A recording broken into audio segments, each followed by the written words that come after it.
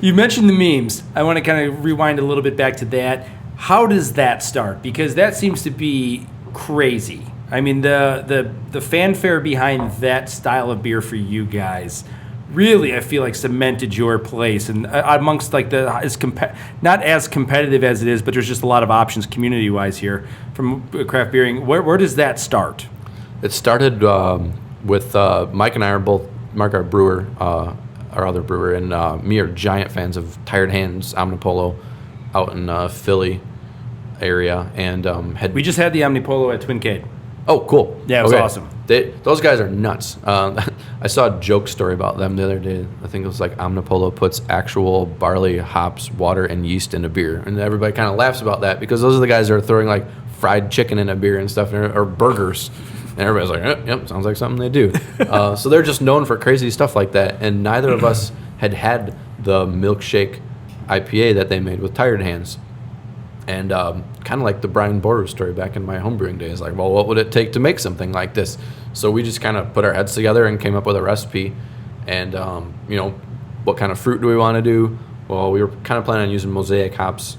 And mosaic hops and mangoes actually have a similar oil in them. It's actually the same oil that gives mosaic hops their mango flavor. Really? That mangoes have. I'm spacing on the name of it right now, but it's literally the same oil. So we thought those two would complement each other really well. I belong to oh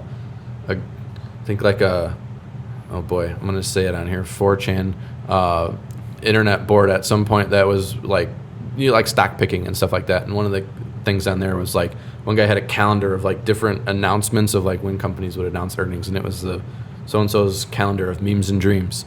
And it was just like, all right, because, the stocks are memes and people would, invest and stuff like that. So that was kind of where the name came from, was this 4chan internet investing calendar. And we threw it on there, and we had no idea that it was going to become like a series of beers. We threw it to our label artist who had done the artwork for like 2 by Citra and 40 Hulking Giants, and said we want it to look like a meme, use the impact font on it, and then we'll just, switch up the colors and stuff if we change things on it. And he came up with that, just kind of like a really, really versatile template for us. And that was sort of just the first beer we made, and just kind of threw it out there. And we were really happy with it. And we still, to this day, haven't had the Tired Hands Omnipolo Milkshake IPA. And people it just exploded. Like we weren't ready for that at all. And then we came up with the idea, like, let's just do a double version of it, a 9% version of it. That was Meme de la Creme.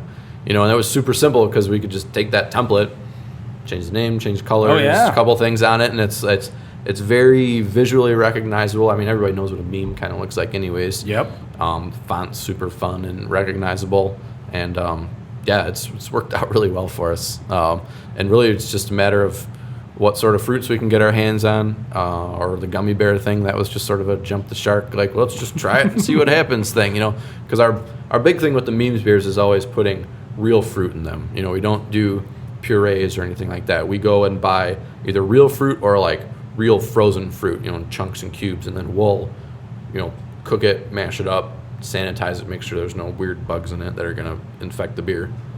Put it in the beer post-fermentation, then you get a secondary re-fermentation on the fruit.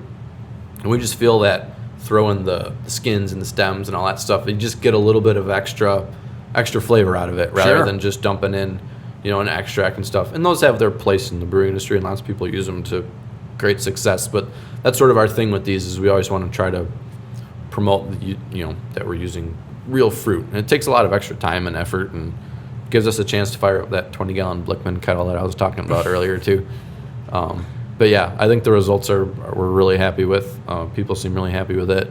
Oh yeah. And yes, planning out, all right, when are we going to release this? How are we going to announce it? When are we going to announce it? Like trying to coordinate the packaging date to release date. Usually we release it either the day that we package it or the day after we package it. We don't let this stuff just sit around. I think people think we sit on it and then like, surprise, here's this beer that we want to do, but it's just based on how it's tasting as we're putting the fruit in.